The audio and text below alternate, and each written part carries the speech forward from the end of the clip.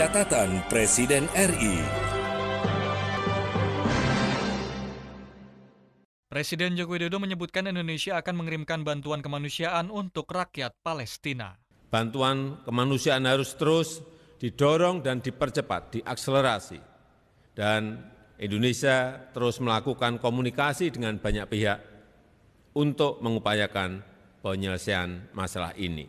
Indonesia akan mengirim bantuan kemanusiaan yang akan disesuaikan dengan permintaan dan kebutuhan rakyat Palestina. Dan kloter pertama akan dikirimkan minggu ini. Bantuan ini adalah gabungan bantuan dari pemerintah dan dunia usaha serta masyarakat.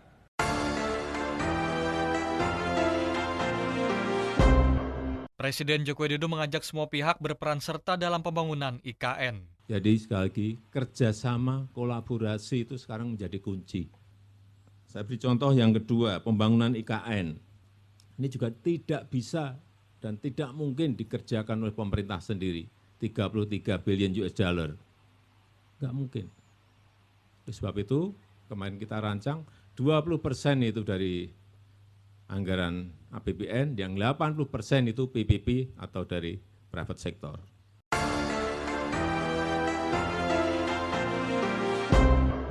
Inilah catatan Presiden RI, catatan tentang kegiatan Presiden Joko Widodo dalam menjalankan roda pemerintahan dan kenegaraan pada pekan ini. Bersama saya Hutama Budi, inilah catatan Presiden RI selengkapnya. Catatan Presiden RI. Senin 30 Oktober di Istana Merdeka Jakarta, Presiden Jokowi makan siang bersama 3 bakal calon presiden. Ketiga bakal calon presiden tersebut Anies Baswedan, Ganjar Pranowo, dan Prabowo Subianto. Menurut laporan reporter El Sinta yang meliput peristiwa tersebut, pertemuan itu berlangsung akrab. Sejumlah menu yang disajikan dalam makan siang itu diantaranya soto Lamongan hingga cumi goreng. Setelah mengikuti makan siang dengan Presiden Jokowi, ketiga bakal calon presiden menyampaikan keterangan pers kepada wartawan. Kita baru saja diundang makan oleh Bapak Presiden, lumayan tadi ya makannya. Saya makan banyak sih. Ada soto tadi ya, soto, lontong, cumi-cumi, sayur juga. Sayur, lumayan. Jadi bagus ya, kita juga dalam suasana yang akrab. Dan tadi kami juga ucapkan terima kasih diundang. Kalau nggak diundang kita jarang bisa kumpul ya. Begitu. Saya kira demikian ya. Jadi beliau juga berharap suasana bagus dan kita juga berharap suasana baik. Ada obrolan apa aja, mungkin ada arahan dari Pak Presiden? Ya enggak, bicara secara umum saja. Mas Anies? Ya. Okay. Urut umur harusnya jenengan. Ya, kami sampaikan terima kasih atas undangan untuk jamuan makan siang dengan Pak Presiden. Saya terima undangannya pekan lalu untuk diundang hari Minggu, tapi kami sampaikan hari Minggu kemarin ada komitmen dengan masyarakat di Jember sehingga tidak bisa. Lalu terima kasih berkenan dibuatnya hari Senin sehingga kita bisa ikut sama-sama hadir. Dan tadi kita ngobrol santai, banyak hal yang dibahas, banyak hal yang didiskusikan, tapi semuanya sifatnya ringan-ringan, gitu Pak ya. Tidak ada sesuatu yang berat. Hanya kami tadi sampaikan kepada beliau bahwa kami sering bertemu dengan banyak orang-orang yang sayang pada Pak Presiden. Dan mereka-mereka yang sayang ini menitipkan pesan untuk Bapak Presiden bisa menjaga netralitas dan menegaskan kepada seluruh aparat untuk menjaga netralitas di dalam Pilpres pemilu.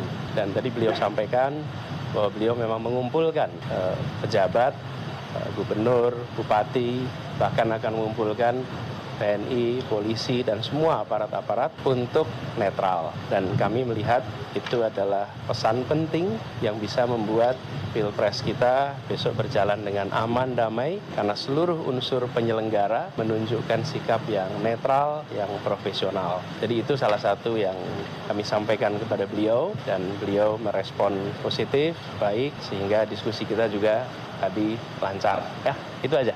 Terima kasih. Ya, kenapa kita batikan ya? Ya, Tadi ada yang nanya tadi, kenapa kok pakai batik semua? Ya kebetulan gitu aja, kebetulan. Enggak janjian ya Pak ya kita? Janjian. Artinya kita orang Indonesia yang cinta produk Indonesia. Itu aja. Jadi teman-teman terima kasih ya. Tadi kita setelah bertiga bareng ngobrol sama Pak Presiden, kita tahu persis Pak Presiden mencoba untuk kita selalu bisa berkomunikasi dengan baik dan beliau orang baik. Insya Allah juga akan mendukung sistem demokrasi yang baik dan mudah-mudahan tadi yang disampaikan oleh beliau-beliau juga insya Allah akan bisa dilaksanakan. Nah tugas kita, yuk kita jaga bersama-sama pemilu ini damai, para aparaturnya betul-betul imparsial, semua bisa berjalan dengan fair dan kita bisa saling menjaga. Dan tadi ternyata ada yang nggak makan nasi tapi makan lontong, itu Pak Prabowo. Ada yang nggak makan nasi, ganti makan. Nah, nggak makan nasi, nggak ada nasi. Ya, ada nasinya tadi. Biasanya bawa porang. Saya yang makan nasi banyak tadi sama Pak Presiden itu dan makanannya enak. Itu kira-kira ya. Ya pentinglah demokrasi, kalau tidak ada netralitas menjadi sangat parsial pasti menjadi berat sebelah. Mejanya kecil. Mejanya kecil ya.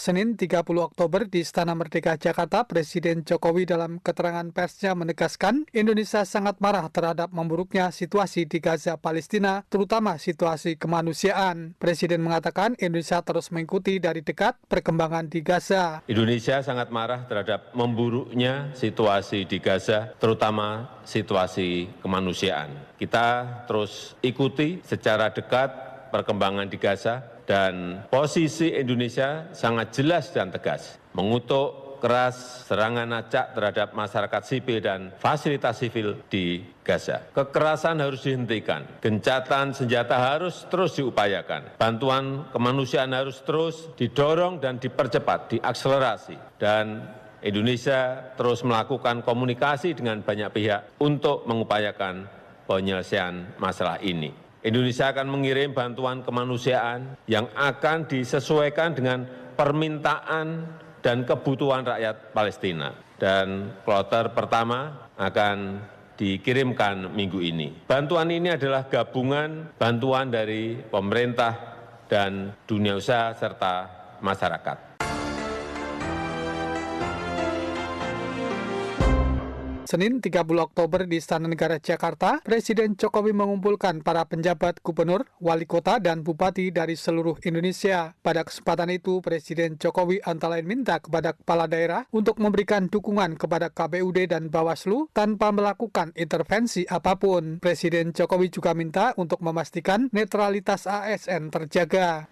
Tapi tidak mengintervensi apapun, membantu anggaran segera disegerakan. Dan juga saya minta jangan sampai memihak.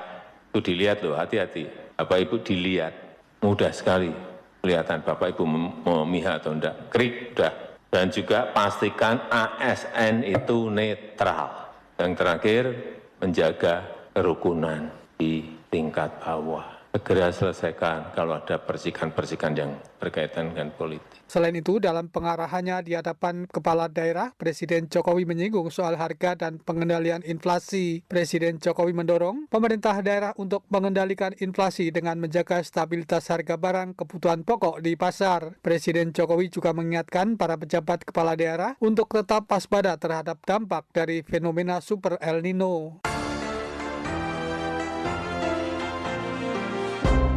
Selasa 31 Oktober, Presiden Jokowi melakukan kunjungan kerja di Provinsi Bali. Pada kunjungan itu, Presiden Jokowi antara lain meninjau pasar bulan di Kabupaten Gianyar. Presiden Jokowi kepada wartawan mengatakan dirinya mendorong agar suplai beras terus didorong naik sehingga harga jual bisa terkendali. Sehingga kalau suplainya banyak, harga juga akan tidak ikut naik. Yang kedua, Menteri Pertanian memang sudah saya perintahkan untuk fokus di urusan produksi beras. Karena di situ belum bisa kita kendalikan untuk tarik turun, meskipun sudah nggak naik lagi. Kalau untuk kepala daerah Pak, dan kemudian untuk kepala daerah juga baru kemarin saya perintahkan agar mengintervensi apabila ada kenaikan harga komoditas apapun dengan anggaran tidak terduga. Itu bisa dilakukan, baik untuk biaya transportasi, distribusi, dan mencari pasokan dari tempat produksi. Saya kira kalau itu dilakukan, saya yakin. Tapi di sini harga-harga menurut saya masih baik. Masih baik. Selain mengunjungi pasar, dalam kunjungan kerja di Provinsi Bali, Presiden Jokowi juga meninjau langsung proses pembelajaran di SMKN 3 Sukawati, Kabupaten Gianyar. Presiden Jokowi juga membuka secara resmi Kongres Hydropower tahun 2023. Presiden Jokowi dalam kunjungan itu didampingi Menteri Sekretaris Negara Pratikno dan Koordinator Staf Khusus Presiden Ari Dwipayana. Rabu 1 November 2023, Presiden Joko Widodo meninjau langsung progres pembangunan jalan tol yang akan menghubungkan Balikpapan ke kawasan Ibu Kota Nusantara IKN. Peninjauan dilakukan di area proyek pembangunan jalan tol IKN, Kabupaten Penajam Pasir Utara, Provinsi Kalimantan Timur. Saat ini progres pengerjaan jalan tol tersebut telah mencapai hampir 55%. Presiden berharap jalan tol tersebut bisa dipakai pada pertengahan tahun 2024 mendatang. Nah, sekarang dibangun tol ini langsung dari Balikpapan menuju ke Nusantara. Itu hanya memakan waktu kira-kira 50 menit. Jaraknya 57 kilo. Sehingga ini akan mempercepat mobilitas orang dan barang nantinya ke Nusantara. Progresnya sudah berapa persen, Pak? Ini progresnya sudah hampir 55%. Diharapkan nanti di bulan Juni 2024 sudah bisa dipakai. Selain infrastruktur jalan, pemerintah juga menyiapkan fasilitas dan sarana pendukungnya seperti tempat istirahat. Sementara ribuan pohon juga disiapkan untuk ditanami di sepanjang jalan tol tersebut.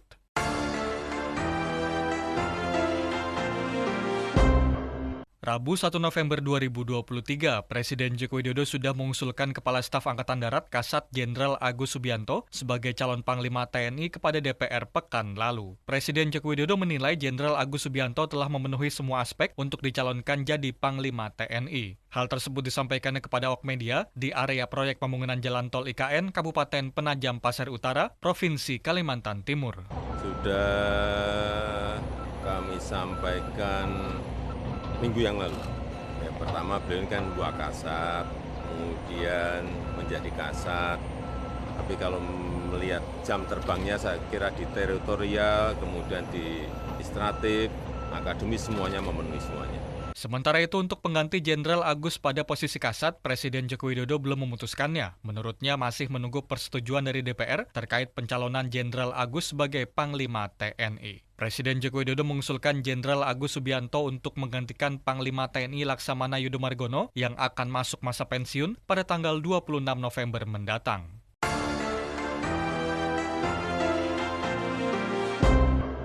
Rabu 1 November 2023, Presiden Joko Widodo kembali menekankan agar seluruh aparatur sipil negara ASN pemerintahan baik di tingkat kabupaten kota hingga tingkat pusat untuk menjaga netralitasnya pada pemilu 2024. Hal yang sama menurut Presiden juga berlaku bagi aparat TNI dan Polri. Bahwa pemerintah daerah, pemerintah provinsi, pemerintah kabupaten, pemerintah kota, pemerintah pusat, semua harus netral. ASN semua harus netral, TNI semua harus netral. Polri semua harus netral. Sementara terkait adanya informasi pemindahan atribut-atribut partai saat Presiden Joko Widodo melakukan kunjungan kerja di Bali, Presiden Joko Widodo mengimbau agar pemerintah daerah berkomunikasi dengan para pengurus partai di daerah.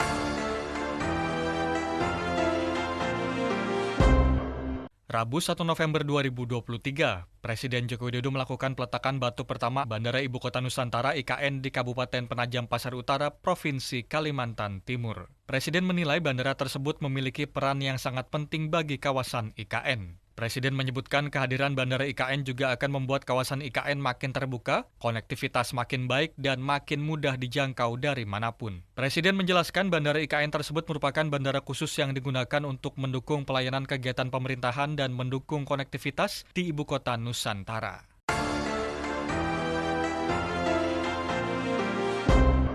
Rabu 1 November 2023, Presiden Joko Widodo melakukan peletakan batu pertama Rumah Sakit Mayapada Hospital Nusantara di kawasan Ibu Kota Nusantara IKN Provinsi Kalimantan Timur. Presiden Joko Widodo menyebutkan rumah sakit kedua yang akan dibangun di IKN itu nantinya akan menjadi rumah sakit hijau untuk mendukung pembangunan IKN sebagai ibu kota negara pertama di dunia yang mengusung konsep kota hutan atau Forest City. Ini adalah rumah sakit yang kedua yang akan dibangun di ibu kota Nusantara, yaitu Rumah Sakit Mayapada Hospital Nusantara. Ini nanti akan menjadi Green Hospital untuk mendukung percepatan dan pembangunan ibu kota Nusantara sebagai ibu kota negara pertama dunia yang mengusung konsep Forest City. Mayapada Hospital Nusantara ini juga akan mengusung konsep efisiensi dan konservasi energi. Urusan yang berkait dengan hijau itu selalu akan kita dengungkan untuk ibu kota kita Nusantara. Presiden Jokowi juga yakin dengan makin banyak dan berkualitasnya pelayanan kesehatan di IKN, maka masyarakat di IKN dan sekitarnya tidak perlu berobat ke luar negeri. Menurut Presiden, hampir 2 juta masyarakat Indonesia pergi berobat ke luar negeri setiap tahunnya.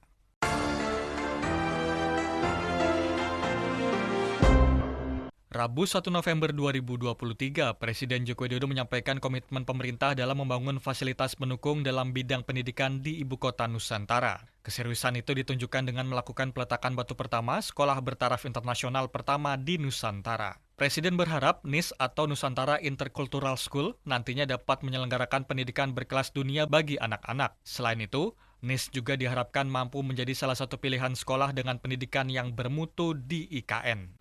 Kehadiran JIS di IKN menunjukkan keseriusan komitmen kita untuk menyediakan berbagai fasilitas pendukung ibu kota, termasuk menghadirkan lembaga pendidikan bertaraf internasional yang berkualitas dunia. Dan saya harapkan JIS dengan reputasi dan rekam jejak yang panjang di bidang pendidikan dapat menyelenggarakan pendidikan berkelas dunia di IKN, mempromosikan pendidikan global berkelas tinggi di Nusantara dan memberikan pilihan pendidikan yang bermutu bagi warga IKN yang berasal dari berbagai daerah, berbagai negara, dan berbagai latar belakang. Presiden juga menceritakan sejumlah keresahan orang tua terkait pendidikan anak di Kota Nusantara. Untuk itu, Presiden mengapresiasi komitmen Jakarta Intercultural School, JIS, untuk menjawab keresahan para orang tua dengan membangun NIS.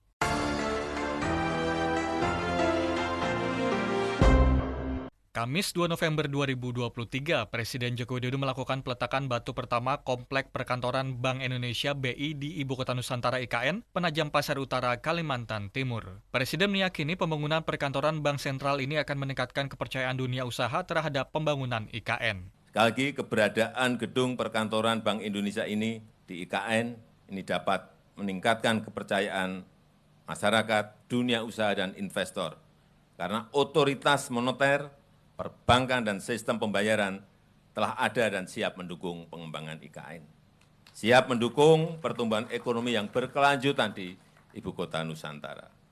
Dan groundbreaking ini membuktikan kesungguhan, komitmen kita, kesiapan kita untuk membangun Ibu Kota Nusantara menjadi ibu kota yang berkelas dunia. Presiden mengatakan pembangunan gedung pemerintahan dan sejumlah infrastruktur dasar dibiayai melalui anggaran pendapatan dan belanja negara APBN, sedangkan pembangunan lainnya dilakukan oleh sektor swasta dengan skema kerjasama pemerintah dengan badan usaha atau public-private partnership.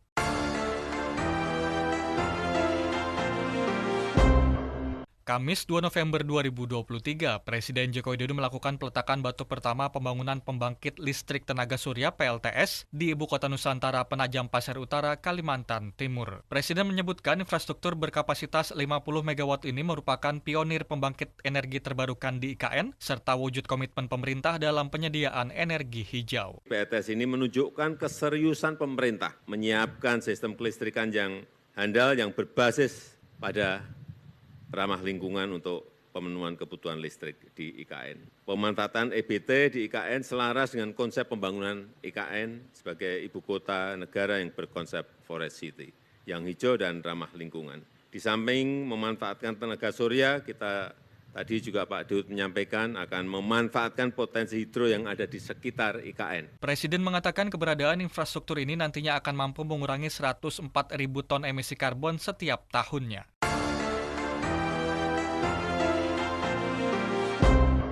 Kamis 2 November 2023, Presiden Joko Widodo mengatakan bahwa pembangunan Ibu Kota Nusantara tidak bisa dilakukan sendiri oleh pemerintah. Oleh karena itu, Presiden mengajak semua pihak untuk berperan serta dalam pembangunan tersebut. Presiden mengatakan total anggaran yang dibutuhkan untuk pembangunan IKN mencapai 33 miliar dolar Amerika Serikat dan tidak mungkin ditanggung semuanya oleh pemerintah. Untuk itu, Presiden menekankan pentingnya kerjasama antara pemerintah dan sektor swasta.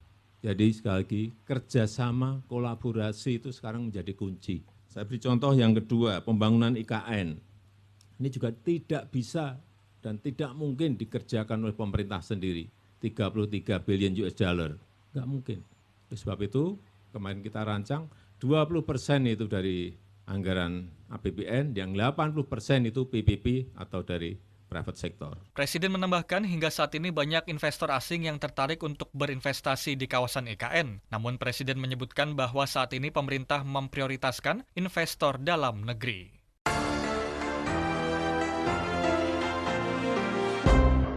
Jumat 3 November 2023, Presiden Joko Widodo menghadiri Festival Harmoni Budaya Nusantara di lapangan Taruna Sepaku Kabupaten Penajam Pasir Utara, Kalimantan Timur. Presiden menegaskan giatnya pembangunan infrastruktur yang tengah dilakukan di Ibu Kota Nusantara harus diimbangi dengan pembangunan sumber daya manusia dan pelestarian budaya. Di Kecamatan Sepaku dilaksanakan Festival Harmoni Budaya Nusantara untuk mengingatkan kita bahwa seni budaya kita, budaya Indonesia itu sangat beragam, sangat majemuk. Sukunya saja kita memiliki 714. Artinya kekuatan karakter budaya itu sangat harus kita lestarikan dan harus kita rawat. Presiden mengatakan IKN nantinya akan dihuni oleh masyarakat dari beragam etnis dan budaya, baik dari masyarakat lokal maupun pendatang. Presiden berharap semua pihak dapat hidup rukun dan harmonis, serta bersama-sama menjaga, melestarikan, dan mengembangkan budaya bangsa, termasuk budaya lokal dan tradisi masyarakat Kalimantan Timur.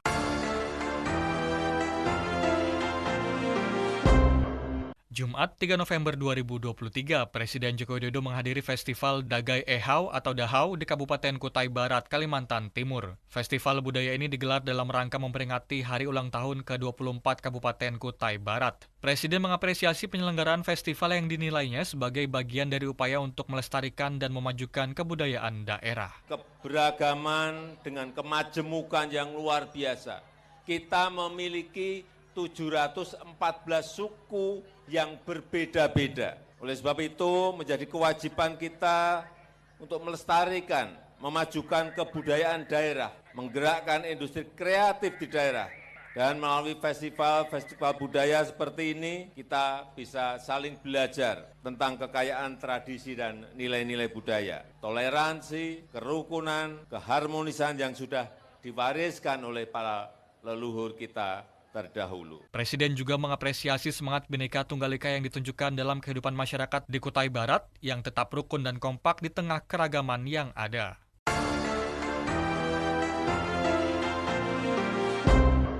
Sabtu 4 November 2023, Presiden Joko Widodo melepas langsung bantuan kemanusiaan pemerintah Indonesia untuk rakyat Palestina melalui Bandara Halim Perdana Kusuma, Jakarta Timur dengan menggunakan 3 pesawat dan berisikan 51,5 ton bantuan. Presiden mengatakan ini merupakan bantuan tahap pertama. Bantuan ini bukan hanya dari pemerintah, namun dari dunia usaha dan juga dari masyarakat. Bantuan Indonesia untuk rakyat Palestina akan segera diberangkatkan menuju ke Bandara Al-Aris di Mesir, kemudian akan diteruskan dan disalurkan ke Gaza.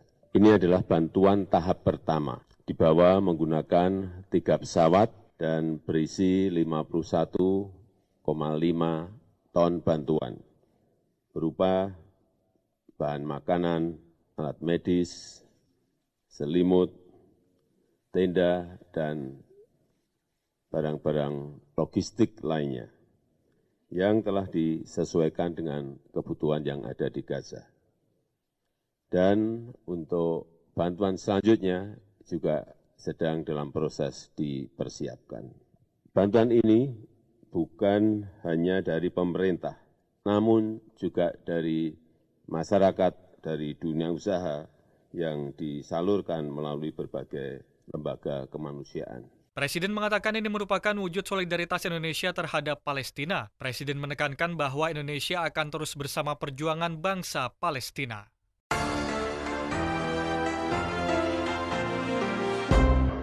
Demikian catatan Presiden RI pada pekan ini. Hutama Budi, Muslihun, dan tim liputan melaporkan. Catatan Presiden RI.